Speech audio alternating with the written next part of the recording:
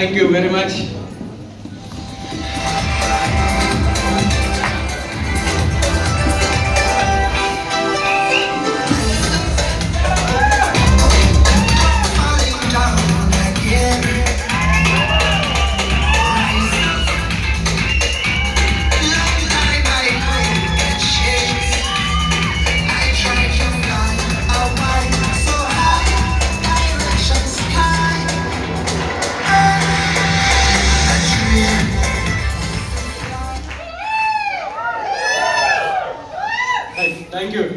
Thank you very much.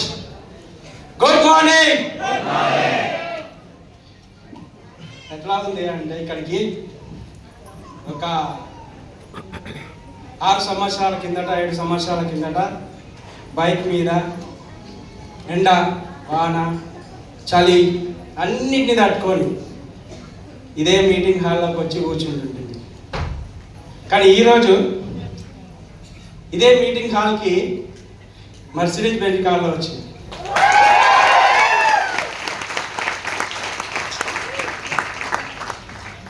వెస్టీజ్లో ఈ meeting hall నాకు పుట్టినిల్లు అండి.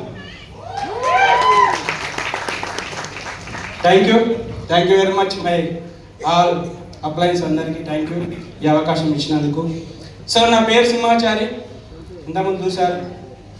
నేను ఒక ప్రైవేట్ ఎంప్లాయీగా పనిచేస్తుంటే వెస్టీలకు రాకముందుకు ఎట్లాంటి పనులు చేసినానంటే, నేను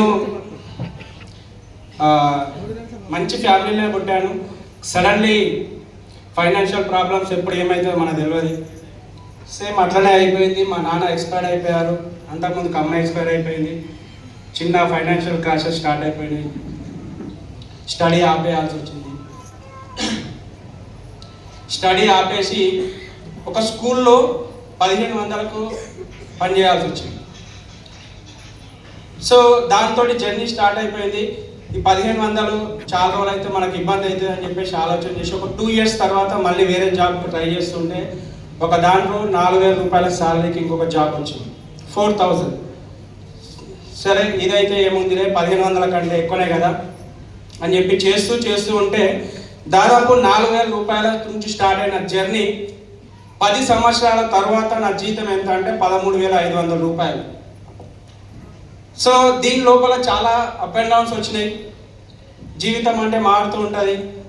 జాబ్కి ఎక్కినప్పుడు సింగిల్ కాబట్టి పెద్దగా ఖర్చులు ఏమి ఉండేది లేకుండే, ఉన్న డబ్బులన్నీ తీసుకుపోయి ఇంట్లో ఇస్తుండి అన్నయ్యకి ఇచ్చేస్తుండి. సో అప్పుడు నా దగ్గర ఖర్చులకు ఒక 500 ఉంచుకొని మిగిలిన డబ్బులన్నీ ఇచ్చేస్తుంటే హ్యాపీగా ఉంటుంది. మ్యారేజ్ అయిపోయిన తర్వాత ప్రాబ్లమ్స్ స్టార్ట్ అయిపోయినాయి. అదే 500 తోటి నేను లీడ్ చేయాలి. ఇంట్లో ఇచ్చే డబ్బులు మాత్రం 100% అంతే ఇవ్వాలి. కానీ 500 తోటి జీవితం గడపాలి. ఇక్కడ ఎంతమంది ఈరోజు బైక్ మీద వచ్చిరో నాకు తెలియదు, కానీ ఒకప్పుడు నాకు బైక్ కూడా లేకుంటుండే. జాబ్కి కూడా 1.5 kilometer దూరం ఉంటుండే. ఆ జాబ్ కూడా నేను నడుచుకుంటూ వెళ్ళి జాబ్ చేసి మళ్ళీ ఇంటికి వస్తుండే అలాంటి సిచ్యువేషన్. సో ఇలాంటి సిచ్యువేషన్లో చాలా రోజులు మ్యారేజ్ అయిన తర్వాత కూడా రిలేషన్ దగ్గరికి వెళ్దామన్నా కానీ బైక్ లేకుండా ఉంటుండే. నేను ఎక్కడ కూడా వెళ్ళేటువంటి వ్యక్తిని కాదు, ఎందుకంటే బైక్ లేదు. ఎప్పుడైనా మా భార్య వాళ్ళ అమ్మ వాళ్ళ ఇంటికి వెళ్తే తీసుకురావడానికి మా ఫ్రెండ్ వాళ్ళ బైక్ తీసుకొని వెళ్తుండే. నైట్ కొంచెం బతిమలాడి నైట్ వెళ్ళి మార్నింగ్ వరకు మళ్ళీ వస్తుంది, డ్యూటీకి రావాలి. అవునా కాదు? డ్యూటీలు చేసే వాళ్ళకి అట్లనే ఉంటుందా ఉండదా పరిస్థితి? ఎస్ అవును. సో నా పరిస్థితి కూడా అట్లనే ఉంటుండే. కానీ చూస్తూ టైం గడుస్తుంది. పిల్లలు వచ్చేసారు, పిల్లలు పెరుగుతున్నారు. ఫైనాన్షియల్ ప్రాబ్లమ్స్ రోజుకింత మైనస్లోకి వెళ్ళిపోతుంది.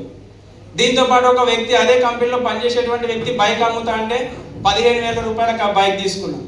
ఎందుకంటే బైక్ ఉండాలి, పిల్లలు పెద్దగా అవుతున్నారు, ఎక్కడైనా ప్రతిసారి అడిగితే ఎవరు ఇవ్వట్లేదు అని చెప్పేసి బైక్ తీసుకున్నా. అది కూడా 15,000 3 సార్లు ఇస్తా అని చెప్పిన. 5,000 లెక్కల నీకు 3 సార్లు ఇచ్చి బైక్ తీసుకుంటారా బాబు అని చెప్పిన. సేమ్ కంపెనీ కాబట్టి సరే అని చెప్పేసి ఇచ్చిండు.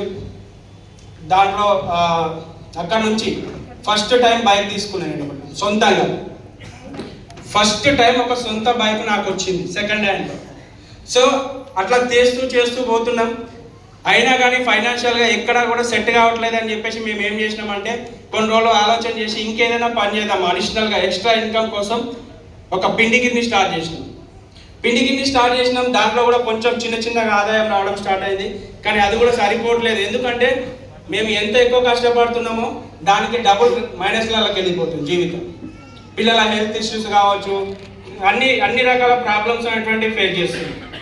ఇట్లయితే కాదు అని చెప్పేసి మా భార్య ఏం చేసింది అంటే, ఇంతకుముందు చూసారు కదా వీడియో లోపల, ఆమె స్టిచ్చింగ్ చేస్తుండే, మిషన్ కొడుతుండే, దాంతోపాటు గ్రూపులలో వివోఏ అని రాస్తూ ఉంటారు గ్రూపులు, అది చేస్తుండే. ఇద్దరం కలిసి 4 పనులు చేస్తుంటే కానీ ఎక్కడ కూడా డబ్బులు ప్లస్లో ఉండకపోతుండే. ఎప్పుడు చూసినా మైనస్లోనే ఉంటుండే, జీవితం మొత్తం మైనస్లోనే ఉంటుండే. ఇట్లయితే కాదు, జీవితంలో ఇంకా ఏదైనా చేయాలి. ఆలోచనలు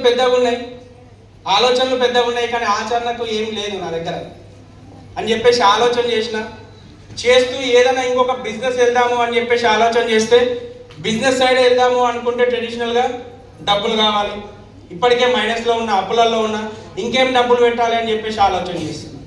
సో ఇదే విషయం ఒకసారి శ్రీనివాస్ సార్ తోటి డిస్కషన్ చేసిన. Srinivas sir Thangelapalli great leader, ఒకసారి బిగ్ రౌండ్ ఆఫ్ అప్లాస్ ఇవ్వండి. సార్ తోటి నార్మల్గా మాకు రిలేషన్ అవుతాడు, సార్ తోటి డిస్కషన్ చేసిన. ఇక్కడ టైం లేదు, టైం కూడా మళ్ళీ ఉండేది కాదు. పొద్దుగల 9 o'clock జాబ్కి వెళ్తుండే, ఇచ్చే 13,000కు 13 గంటలు కూడా పనిచేస్తుండే. పొద్దున పోవడం నా చేతిలో ఉంటుండే, రాత్రి 10, 11, 12 కూడా అవుతుండే జాబ్కి వెళ్ళి రావడానికి. అలాంటి సిచ్యువేషన్. టైం ఫ్రీడమ్ లేదు, మనీ ఫ్రీడమ్ లేదు. ఇంకా ఏదైనా ఒక బిజినెస్ ప్లాన్ చేస్తా అని చెప్పేసి ఆలోచన చేస్తుంటే సార్ ఒక మాట ఏమన్నారంటే, ఒకరోజు ఫోన్ చేసి సార్ పలానా దగ్గర ఒక మీటింగ్ ఉంది, మనం రా అని చెప్పేసి అన్నాడు. మనం అక్కడికి వెళ్దాము ఖచ్చితంగా, నీకు చాలా యూస్ఫుల్ ఉంటుంది నీకు అని చెప్పేసి అన్నాడు. యూస్ఫుల్ ఉంటుంది అంటున్నావు కానీ నాకు తీరట్లేదు సార్, నాకు చాలా బిజీగా ఉన్నా, నేను జాబ్ లోపల చాలా వర్క్ ఉంది, నాకు ఈ వర్క్ చేయకపోతే నాకు ప్రాబ్లం అవుతుంది అని చెప్తుంది. కానీ సార్ ఏమంటున్నా అంటే, లేదు ఖచ్చితంగా రా, నేను టికెట్ తీసుకున్నా, టికెట్ వేస్ట్ అవుతుంది అని చెప్పేసి బలవంతంగా తీసుకొచ్చి మీటింగ్లో కూర్చుని. కానీ అక్కడ టికెట్ లేదు, ఏం లేదు. ఇప్పుడు మీరు టికెట్ తీసుకొని బయటకు లోపలికి వచ్చారు కానీ అక్కడ టికెట్ కూడా లేదు. సికింద్రాబాద్ హెడ్ ఆఫీస్ లోపల బలవంతంగా తీసుకొచ్చి కూర్చుని మీటింగ్ అయిపోయింది. మీటింగ్ అంతా బాగానే ఉంది, మంచిగా. నాకు హిందీలో ప్రారైతే అర్థం కాలేదు, ఎందుకంటే నాకు హిందీ రాదు. కానీ ఒక విషయం అర్థమైంది, ఈ పని చేస్తే జీవితంలో ఎక్కడ కొంచెం డబ్బులు సంపాదించవచ్చు అనే ఆలోచన వచ్చింది. సో ఇదే ఆలోచన తీసుకుపోయి నేను ఏం చేసిన అంటే, మా ఇంట్లో హోమ్ మినిస్టర్తో డిస్కషన్ చేయాలా లేదా? పక్కా. ఎందుకంటే మనం చేసే బిజినెస్ బయట కాదు, ఇంట్లోనే పోవాలి ప్రొడక్ట్స్, అవునా కదా? మళ్ళీ హోమ్ మినిస్టర్ పర్మిషన్ లేకపోతే బాగుండదని హోమ్ మినిస్టర్తో డిస్కషన్ చేస్తే నో అన్నారు. సింపుల్గా నో అన్నారు. ఎందుకు అంటే, ఇద్దరం ఉన్నాం, 4 పనులు చేస్తున్నాం. నువ్వు పొద్దున 9 గంటలకు పోతావు, మళ్ళీ రాత్రి ఏ టైంకి వస్తావు, మళ్ళీ నేను మిషన్ కుడుతున్నా, ఈ పని చేస్తున్నా, ఇన్ని పనులు చేస్తున్నాం, మళ్ళీ ఇంకో 5వ పని ఏడే చేస్తాం. 4 చేతులు ఉన్నాయి, 4 పనులు ఉన్నాయి, 5వ పని ఏడే చేస్తామని అడిగింది. నేను శ్రీనివాస్ సార్ సేమ్ అదే విషయం చెప్పిన. సార్ నేనైతే రెడీ ఉన్నా చేయడానికి, కానీ మీ సిస్టర్ ఒప్పుకోవట్లేదు అని చెప్పి. శ్రీనివాస్ సార్ నాకు ఫోన్ చేయడం మానేసి వాళ్ళ సిస్టర్ ఫోన్ చేయడం స్టార్ట్ చేసి, మా మిస్సెస్ వాళ్ళ సిస్టర్ అవుతారు. సో చేస్తే 2-3 సార్లు చేసి ఒప్పించి మెల్లగా ఆధార్ కార్డు తీసుకొని ఒకరోజు డైరెక్ట్ ఇంటికే వచ్చిండు. ఇంటికి వచ్చి ప్లాన్ చెప్పిన తర్వాత, ఇప్పటిదాకానేమో నో అన్న మనిషి ప్లాన్ అయిన తర్వాత చేస్తే ఇదే బిజినెస్ చేద్దామని.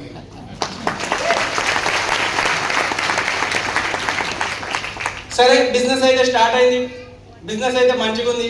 ఆమెనే ఫస్ట్ స్టార్టింగ్ ఒక 2-3 నెలలు ఆమెనే చేసింది, ఆమె పేరు మీద ఉంది ఐడి కూడా, ఆమెనే చేసింది బిజినెస్. ఫస్ట్ మంత్ చెక్ వచ్చేసి 2,400 రూపాయలు వచ్చింది వెస్టింగ్. ఇంకా హ్యాపీ ఫీల్ అయిపోయింది, ఇంకా స్పీడ్గా పనిచేస్తుంది. ఇంకా హ్యాపీగా ఫీల్ అయిపోయి స్పీడ్గా పనిచేద్దామని చెప్పేసి ఏం చేసిందంటే, నా కింద 200 మంది ఉన్నారు, జస్ట్ ఇక్కడ 6 మందే కావాలి కదా అని చెప్పేసి వాళ్ళ టీం ఉంటుంది కదా, లేడీస్ టీం ఉంటుంది కదా, లేడీస్ టీంని అంతా కూర్చుని పెట్టింది. ఒక 20-30 మందిని కూర్చుని పెట్టి ప్లాన్ చెప్పించింది. దాంట్లో 20-30 మందికి చెప్తే ఒక్కరు కూడా ఇప్పటివరకు బిజినెస్ లేదు.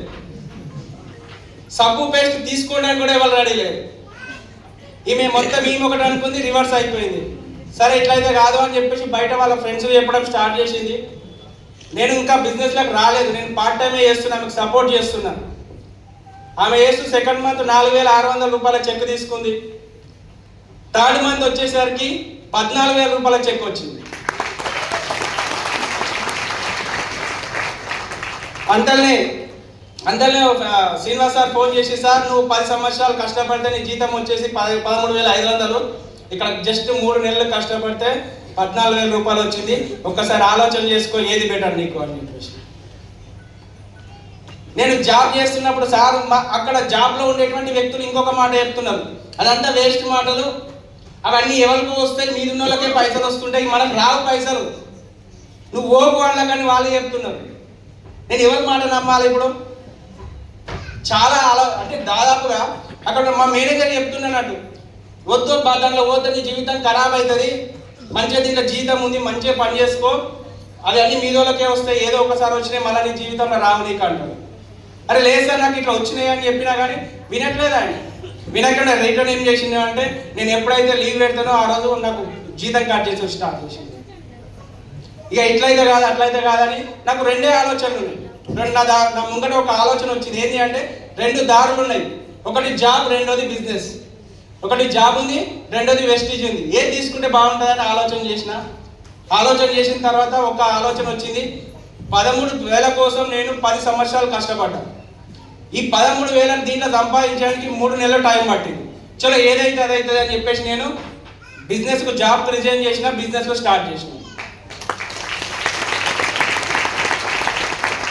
అప్పటిదాకా నాకు ఎట్లా ఉంటుండే అంటే టైం అన్నదే ఉండకపోతుండే, టైం ఫ్రీడమ్ లేకపోతుండే.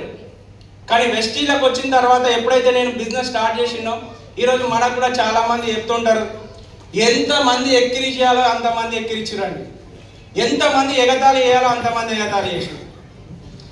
మేనేజర్ ఎప్పుడైతే నేను జాబ్ రిజైన్ చేస్తున్నానో అందరికైనా రిటర్న్ ప్రచారం చేయడం స్టార్ట్ చేసింది. ఏమని అంటే, ఇంక పిచ్చిలేసినట్టుంది, సబ్బులు పేస్టులు అమ్ముకోవడానికి పోతున్నాడు, మంచి బంగారం అట్లాంటి జాబ్ ఇచ్చి పెట్టుకొని సబ్బులు పేస్టులు అమ్ముకోవడానికి పోతున్నాడు అని. చాలా బాధ అనిపించింది నాకు. కానీ నేను ఒక్కటి డిసైడ్ అయినా, ఏమని అంటే, ఎక్కడైతే నేను ఈరోజు అవమానించబడుతున్నానో అక్కడికే నేను మళ్ళీ ఒక 2 సంవత్సరాల తర్వాత వస్తా, నా సొంత కార్లో వస్తా అని చెప్పి ఫిక్స్ అయిపోయి వచ్చింది. సేమ్ అదేవిధంగా 2 సంవత్సరాల తర్వాత నేను అదే కంపెనీలకు నాకు సొంత కార్ తీసుకొని పోయినా, బెలెనో కార్ 10 లక్షల రూపాయలు పెట్టి అప్పట్లో కొనుక్కున్నాను. నెక్స్ట్ ఇంకా ఊర్లో కూడా చాలా మంది ఊరోళ్ళు ఏదో సబ్బులు పేట్ల దందా చేస్తున్నవాట కదా, ఇలా ఒకరోజు ఇంటికాడ ఉంటే పోకపోయినా ఎటు పోలేదా మీరు అని చెప్పేసి ఎగతాళి చేస్తుండే. చాలా మంది ఎగతాళి చేస్తుండే, చాలా నెగిటివ్ చేస్తుండే. రిలేషన్లు కొంతమంది మాట్లాడమే మానేసిరు, ఫోన్లు లేపడం మానేసిరు. ఎందుకంటే వీడు ఏదో పనికి మాలిన పని చేస్తున్నాడు, ఫోన్ చేస్తే దానికోసమే చెప్తాడు అని చెప్పేసి. ఇక్కడ ఎంతమందికి ప్రాబ్లం వస్తుందో లేదో నాకు తెలియదు.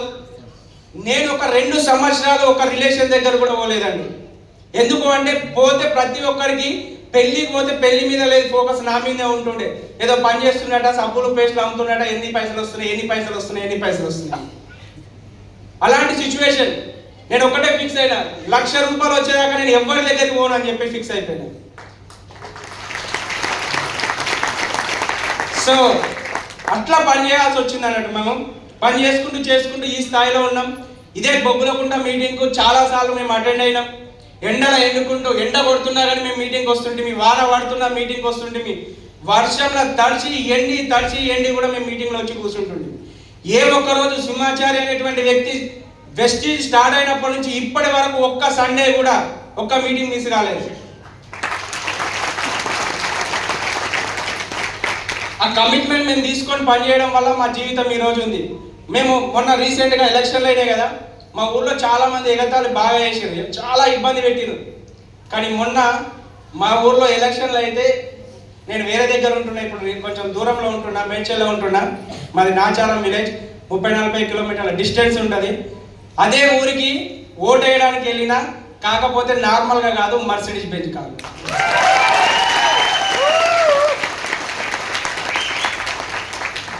మీరు అందరు చెప్తూ ఉంటారు, ఎగ్జాంపుల్గా మనం సర్పంచ్ తోటి మనకు పని ఉంటుంది, ఎస్ఆర్ను అవునా కాదా?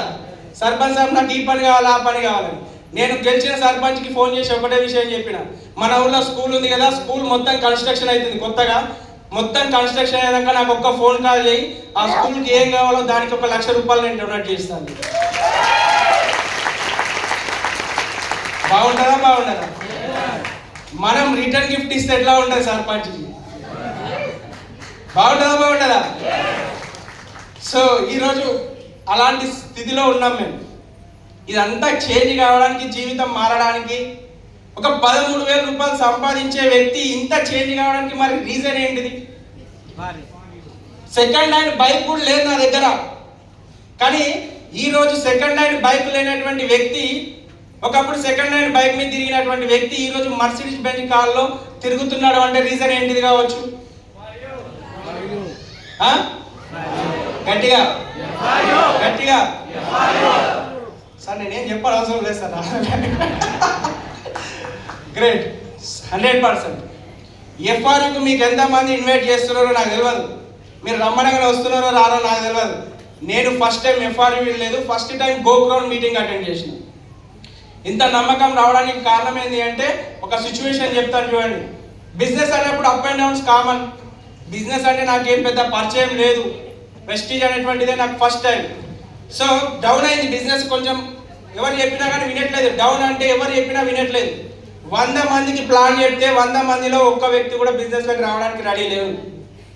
ఎందుకు అంటే అక్కడ ఉండేటువంటి సిచ్యువేషన్స్ అంతకుముందుకు వేరే వేరే చిన్న చిన్న కంపెనీలు వచ్చి కొంచెం బాగా నెగిటివ్ చేసిపోయినాయి. నేను బిజినెస్ చేసే ప్లేస్లో నేను సలీం సార్ దగ్గరికి వెళ్ళి ఒక మాట్లాడిన, సార్ నా బిజినెస్ అయితే లేదు, నేను మస్తు కష్టపడుతున్నా, ప్లాన్లు చెప్తున్నా, కానీ ఎవ్వరు రావట్లేదు, ఏంది నా మిస్టేకా లేకపోతే వాళ్ళ మిస్టేకా అని. సార్ ఒక మాట అన్నాడు, సార్ నీకు ఈ మిస్టేక్కు ప్రాబ్లం సొల్యూషన్ కావాలి అనుకుంటే ఈ ప్రాబ్లంకు సొల్యూషన్ నా దగ్గర కాదు ఢిల్లీలో ఉంటుందని చెప్పింది. నేనన్నా సార్ నేను ఇక్కడ జనాలతో మాట్లాడడానికి కావాలి, నాకు ఢిల్లీకి వచ్చిన నాకు మీటింగ్ అర్థం కాదు, ఎందుకంటే నాకు హిందీ రాదు, మళ్ళీ డబ్బులు లేవు, ఎందుకంటే నేను ఫుల్ టైం బిజినెస్ చేస్తున్నా. జాబ్ రిజైన్ చేసి ఫుల్ టైం బిజినెస్ చేసినప్పుడు చాలా ఏమంటారు ఫైనాన్షియల్ ప్రాబ్లమ్స్ చాలా వచ్చినాయి, చాలా అంటే చాలా ప్రాబ్లమ్స్ వచ్చినాయి.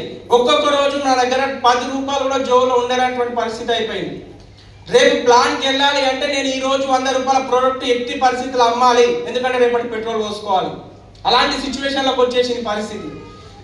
అప్పుడు సార్ని అడిగితే ఒక విషయం చెప్పిండు, ఏమని అంటే సార్ నువ్వు రా, నీకు నచ్చకపోతే నేను డబ్బులు రిటర్న్ ఇస్తాను. డబ్బులు రిటర్న్ తర్వాత విషయం, ఫస్ట్ నేను ఇవ్వాలనుకున్న నా దగ్గర ఉండాలి కదా అని నేను అన్నాను. మీరు కూడా ఈరోజు అప్లైన్కి ఇదే విషయం చెప్తున్నారు కదా, చెప్తున్నా లేదా? చెప్తాం మనం, ఎందుకంటే మనం we are Indians. Yes or no? నాకు తెలుసు. సో నేను అదే విషయం చెప్పిన, చెప్తే సార్ ఏమన్నా అంటే గట్టిగా అర్ధగంట సేపు డిస్కషన్ అయింది. మా భార్య ఈ డిస్కషన్ చూడలేక అన్న నేను పంపిస్తా పో అన్నది. పైసలు ఎన్నికలు చేస్తామని నేనే టీచర్ అడిగిన, మళ్ళీ నేను ఏడికలన్నా చేస్తా అని చెప్పేసి వాళ్ళ ఫ్రెండ్ దగ్గర 3 రూపీస్ ఇంట్రెస్ట్ కాడికి 7 ఇయర్స్ బ్యాక్ స్టోరీ చెప్తున్నాను. 3 రూపాయల ఇంట్రెస్ట్ కాడికి తీసుకొచ్చి గోక్రౌండ్ మీటింగ్ ఫస్ట్ టైం అటెండ్ అయినా. నేను గోక్రౌండ్ మీటింగ్ అటెండ్ అవుతున్నా, కానీ హిందీ ప్రోగ్రామ్, హిందీ రాక అసలే హిందీ రాదు, హిందీలో ఏమంటారో నాకు ఏం అర్థమవుతలేదు. ఫస్ట్ రోజు సెషన్ బోరింగ్ అనిపిస్తుంది, ఎందుకంటే నాకు హిందీ రాదు కాబట్టి. సెకండ్ డే ప్రోగ్రామ్ లోపల ఆఫ్టర్నూన్ వరకు నేను వినడం లేదు, బోరింగ్ అంటే నాకు రాదు కాబట్టి నేను వినలేను. సెకండ్ డే ప్రోగ్రామ్ లోపల ఇదే ఇట్లా స్టేజ్ మీద కూర్చుని ఒక 5-6 మందిని కూర్చుని మాట్లాడిస్తున్నారు. మాట్లాడిస్తుంటే అలా ఒక వ్యక్తి మాట్లాడిండు, ఏం చేస్తుండే వెస్టీజ్ కంటే ముందు అని. అంటే ఒక విషయం చెప్పిండు, ఏం చేస్తుండే అంటే నేను ఒక కంపెనీలో 12,000 రూపాయలకు జీతం చేస్తున్నా అని చెప్పిండు. 12,000 అనగానే సేమ్ నా బ్యాచ్ అయినా కాదా? Yes or no? మరి నా బ్యాచ్ అన్నప్పుడు దగ్గరకు సంబంధం వస్తాయా లేదా, గుంజుతాయా లేవా? సేమ్ నాకు కూడా అట్లనే అనిపించారే, ఈయన మనోడే ఉన్నాడు అని జర ఇంట్రెస్ట్ వేయడం మొదలు పెట్టినాడు. వెస్టీజ్లో 4 సంవత్సరాల తర్వాత నీ ఇన్కమ్ ఎంత అని అడిగాడు. ఎంత చెప్పొచ్చు? 4 లక్షల రూపాయల ఇన్కమ్ చెప్పిండు. యూనివర్సల్ గ్రౌండ్ డైరెక్టర్ లెవెల్లో 4 లక్షల రూపాయల ఇన్కమ్. షాక్ అయిపోయాను నేను, అరే ఇట్లాంటి వ్యక్తి ఇక్కడ సక్సెస్ అవుతున్నాడు అంటే నేనెందుకు సక్సెస్ కానని ఒక స్ట్రాంగ్ డిసిషన్ తీసుకొని వచ్చింది. నాకు ఫస్ట్ నమ్మకం వచ్చింది. నీకు నమ్మకం వస్తే బిజినెస్ అవుతుంది. Yes or no? నీకు నమ్మకం లేకపోతే బిజినెస్ కాదు, అవునా కదా? నీకు నమ్మకం రావాలి అంటే నువ్వు ఇట్లాంటి 100 మీటింగ్లు విన్నది ఒకటే, ఎఫ్ఆర్యూ గోక్రౌండ్ లాంటి ఒక పెద్ద మీటింగ్ విన్నది ఒకటి. Yes or no? మరి మనం అట్లాంటి మీటింగ్ వింటేనే కదా ఇక్కడ తీసుకుంటున్నాం ఇన్ఫర్మేషన్. ఇక్కడ ఇంతమంది వ్యక్తులు వచ్చి చెప్తున్నారు, ఇంత ఇన్ఫర్మేషన్ ఇస్తున్నారు. ఈ ఇన్ఫర్మేషన్ ను కన్ఫర్మేషన్ చేసుకోవాలా లేదా? చేసుకోవాలి అంటే వీళ్ళు చెప్పేది నిజమా అబద్ధమా తెలవాలి అంటే నువ్వు ఎఫ్ఆర్యూ మీటింగ్ రావాలి. 2019లో ఫస్ట్ టైం ఎఫ్ఆర్యూ మీటింగ్ విన్నా, ఫస్ట్ టైం. అప్పుడే నాకు గోక్రౌండ్ మీటింగ్ విన్నప్పుడే నాకు అర్థమైంది ఏంటిది అంటే ఇలా సక్సెస్ కావాలి అంటే ప్రతి మీటింగ్ నేను అటెండ్ కావాలని. ఏమని?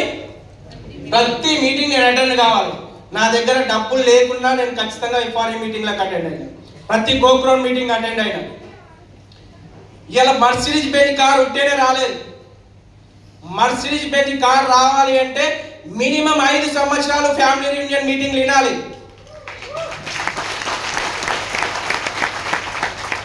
ఫస్ట్ టైం ఫ్యామిలీ యూనియన్ మీటింగ్కు నేను వెళ్ళినా, నాతో పాటు ఒక 2-3 తీసుకెళ్ళినా. ఆ 2-3 ఎవరెవరు వచ్చిర్రో వాళ్ళందరూ ఈరోజు లక్షల ఇన్కమ్ తీసుకుంటున్నారు, లక్షల ప్లస్ ఇన్కమ్ తీసుకుంటున్నారు. కొంతమంది నెక్స్ట్ టైం పోయినా కొంతమంది ఉన్నోళ్ళ జీవితం చాలా హ్యాపీగా ఉంది. కొంతమంది రాకుండా పోయిండ్రు, బిజినెస్ లేకుండా పోయారు, వాళ్ళు అక్కడే అదే జాబులలో 10-20 వేలకు కష్టపడుతున్నారు. మరి ఈరోజు మన జీవితాన్ని మనం మార్చుకోవాలా లేదా? మార్చుకోవడానికి రెడీ ఉన్నామా లేదా? సో ఇక్కడ నీ అప్లైన్ మీద నమ్మకం ఉంటే, నీ అప్లైన్ ఏది చెప్తే అది చేస్తామనే ఆలోచన ఉంటే, నీ అప్లైన్ నీ సక్సెస్ కోరుకుంటాడు అనుకుంటే, నీ అప్లైన్ చెప్పినట్టు వినాలా లేదా? వినడానికి రెడీ ఉన్నామా? రెడీయా? సో మీ అప్లైన్ ఏం చెప్తుండొచ్చు? ఏం చెప్తాడు? ఎఫ్ఆర్ఐ మీటింగ్ రమ్మంటాడు. మరి రావాలా లేదా? వస్తే సక్సెస్ అవుతామా, రాకుండా సక్సెస్ అవుతామా? సరే, ఒక చిన్న స్టోరీ చెప్పి క్లోజ్ చేస్తాను నేను. Already sir time out board కూడా చూపిస్తున్నాడు. సార్ ఏం లేదు, ఒక గురువు శిష్యులు ఇద్దరు కలిసి వెళ్తూ ఉంటారు. గురువు శిష్యుడు ఇద్దరు కలిసి వెళ్తూ ఉంటారు అన్నాడు. ఒక కొండ వస్తుంది, చీకటి అవుతుంటారు. వాళ్ళు ఎక్కడ కూడా ఆగరు, ఎక్కడ కూడా ఉండరు, ఒక దగ్గర నిశ్చలంగా ఉండి వాళ్ళు అది చేసుకోరు అన్నాడు. వాళ్ళు ఎంతసేపు వాళ్ళు బతికున్నంత కాలం నడుస్తూనే ఉంటారు. అట్లా నడుచుకుంటూ పోతుంటారు. పోతూ ఉంటే ఒక దగ్గర చీకటి అయిపోతుంది. ఆ చీకటి అయితే వాళ్ళ ఎక్కడైతే సరౌండింగ్లో ఉండాలో అక్కడ ఉంటారు. అక్కడ కొండ దగ్గరికి పోతే కొంచెం కొండ లెక్కలు ఉంటుంది. కొండ పక్కకే ఒక ఇల్లు ఉంటుంది, చిన్న ఇల్లు ఉంటుంది. అక్కడ ఉంటారు. వాళ్ళ ఒకటే ఫ్యామిలీ ఉంటుంది. అక్కడ ఒక ఫ్యామిలీ ఉంటుంది.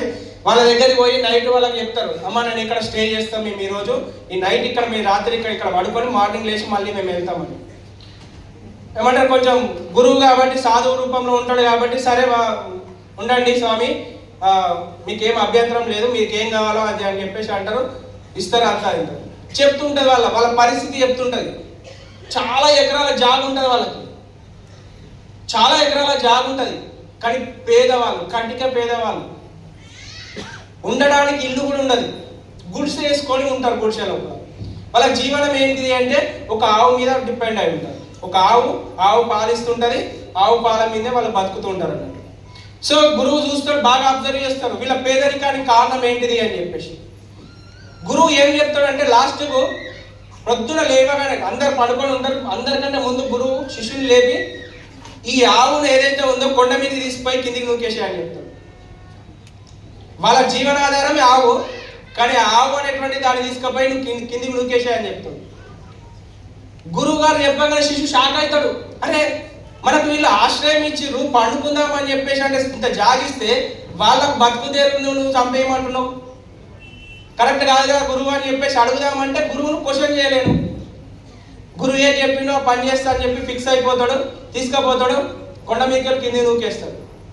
పొద్దుగాల లేస్తారు, పోతున్నామని చెప్పి బాయ్ చెప్పి పోతాం.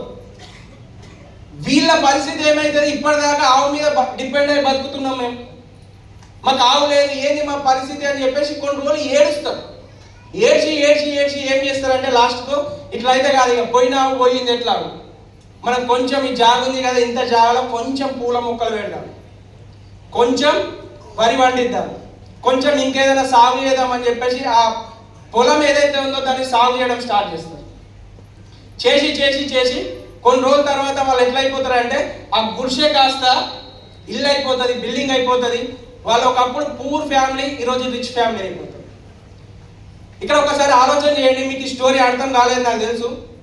ఇక్కడ కంఫర్ట్ జోన్లో మనం ఉన్నంతసేపు ఆవు అనేటువంటి కంఫర్ట్ జోన్ మన దగ్గర ఉంది కాబట్టి ఆయన పూర్ ఫ్యామిలీ ఉన్నాడు. ఈరోజు నేను కూడా మీకు ఒక క్వశ్చన్ చేస్తున్నాను, మీరు ఏదో కంఫర్ట్ జోన్లో ఉన్నారో మీరు ఒకసారి ఆలోచన చేయండి. ఇంకా స్టోరీ అయిపోలేదు, కొన్ని సంవత్సరాలు గడిచిపోతుంది. అలా గురువు చనిపోతాడు, శిష్యుడు ఉంటాడు కదా, శిష్యునికి ఎన్నో ఒక దగ్గర బాధ ఉంటుంది, ఇన్ని సంవత్సరాల నుంచి కూడా బాధపడుతూనే ఉంటాడు. ఎందుకంటే నేను ఒక తప్పు చేసిన. ఏం తప్పు అంటే ఆశ్రమం ఇచ్చిన వాళ్ళ యొక్క ఆధారాన్ని నేను చంపేసినాను. సరే, ఇన్ని సంవత్సరాల తర్వాత గురువు చనిపోయిన తర్వాత మళ్ళీ వస్తాడు.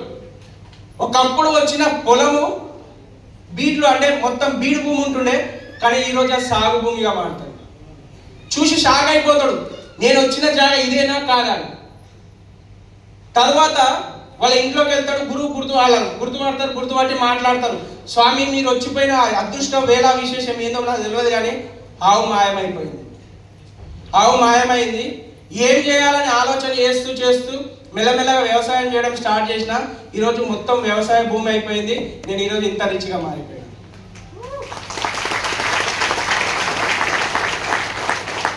ఈరోజు నేను నీ క్వశ్చన్ చేస్తున్నా, నీ అప్లైన్కి తెలుసు నీ కంఫర్ట్ జోన్ ఏందో. Yes or no? నీ అప్లైన్ ఏం చెప్తున్నాడో దాన్ని వింటే నీ జీవితం కూడా ఆ రైతులాగా బాగుపడుతుంది. లేదు నేను అక్కడే ఉంటా, అదే కంఫర్ట్ జోన్లో ఉంటా అంటే జీవితం అక్కడే ఉంటుంది. జీవితం కంఫర్ట్ కావన్నా ఈరోజు కొన్ని రోజుల సుఖం కోసం జీవితాంతం కష్టపడడానికి రెడీ ఉన్నారా? 2 సంవత్సరాల కష్టం తర్వాత ఉండే సుఖం కోసం ఆలోచన చేస్తారా? ఒకసారి ఆలోచన చేయండి. 2 సంవత్సరాలు కనుక మీరు వెస్టీజ్లో కష్టపడితే జీవితాంతం సుఖపడడానికి మీరు రెడీ ఉన్నట్టే.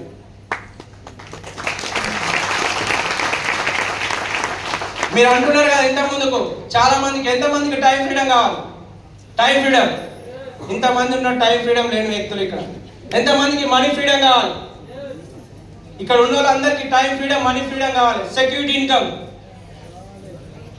మీరు ఒక్కసారి గుండె మీద చేసుకొని ఆలోచన చేయండి, నేను చేసే పనిలో టైం ఫ్రీడమ్ ఉందా, మనీ ఫ్రీడమ్ ఉందా, సెక్యూరిటీ ఇన్కమ్ వస్తుందా? నా జీవితం ఇంకొక 10 సంవత్సరాల తర్వాత లగ్జరీగా మారుతుంది అనుకుంటే నువ్వు అక్కడే పని చేయి. మారది అనుకుంటే ఒక 5 సంవత్సరాలు వెస్టీజ్లో ఉండు. 2030 వరకు మాతో వెస్టీజ్తో విన్నింగ్ టీంతో కలిసి నడవడం వల్ల నీ జీవితం లగ్జరీగా నడుస్తుంది. నీ ఇంటి ముంగట ఒక లగ్జరీ కార్ ఉంటుంది, మర్సిడీస్ బెంజ్ కావచ్చు, BMW కావచ్చు, ఆడి కావచ్చు, నీకు నచ్చిన కార్లో నువ్వు తిరుగుతావు. 2030 రాసి పెట్టుకో. 2030 వరకు వెస్టీజ్ అండ్ విన్నింగ్ టీంతో నీ అప్లైన్తో కలిసి ఉంటే నీ బ్యాంక్ బ్యాలెన్స్ ప్రతి నెల లక్షల రూపాయలు వస్తుంటాయి. బాగుంటుందా? బంగారం వస్తూ ఉంటుంది, ఫారిన్ ట్రిప్స్ వస్తుంటాయి. ఇవన్నీ కావాలి అంటే ఫస్ట్ నేను మారాలి అంటే నేను మారే అవకాశం ఒక ఫ్యామిలీ యూనియన్ మీటింగ్లోనే ఉంటుంది. ఎక్కడ మారం. ఒక వ్యక్తి చెప్తే మారడు, చూస్తే మారుతాడు. Yes or no? చూడాలి అంటే మీరు మీటింగ్ రండి. నేను చెప్తున్నా కదా, నా జీవితం ఈరోజు ఇంత హ్యాపీగా కావాలని కారణం family union and go crowd meeting, winnowing టీంతో కలిసి నడవడమే. ఈరోజు మీరు కూడా సేమ్ అప్లైన్ ఏం చెప్తాడో అది పని చేయండి. మీ జీవితంలో రాబోయేటువంటి 5 సంవత్సరాల తర్వాత మీ ఫ్యామిలీలో మొట్టమొదటి కోటీశ్వరుడు ఎవరు అంటే ఎవరు? ఆ పేరు నువ్వు తెచ్చుకోవాలి అనుకుంటే ఈరోజు నువ్వు డిసిషన్ తీసుకో. ఫ్యామిలీ యూనియన్కు రా. 5200 కోసం ఆలోచన చేసి జీవితం అక్కడే ఆపుకుంటావా, లేకపోతే జీవితాన్ని ఇంకా హ్యాపీగా ఉంచుకుంటావా? ఒకసారి డిసిషన్ తీసుకో. మళ్ళీ చెప్తున్నా, 5200 నీ జీవితమా? నీ జీవితం ఒక దిక్కు, 5200 ఒక దిక్కు పెడితే ఏది నీకు పెద్దగా అనిపిస్తుందో ఒకసారి ఆలోచన చేయి. ఈరోజు 5200 నీకు పెద్దగా అయితే నీ జీవితం అక్కడే ఉంటుంది. 5200 తోటి నువ్వు ఫ్యామిలీ యూనియన్కి వచ్చి ఒక్కసారి నిర్ణయం తీసుకుంటే 2027 జనవరి ఈ టైంకి నీ చెక్కు ₹1,00,000 ఉంటుంది. 100% చేద్దామా? మరి ఎఫ్ఆర్కి రావడానికి రెడీ ఉన్నారా? పక్కా? Thank you very much and wish you well and back to those. Thank you.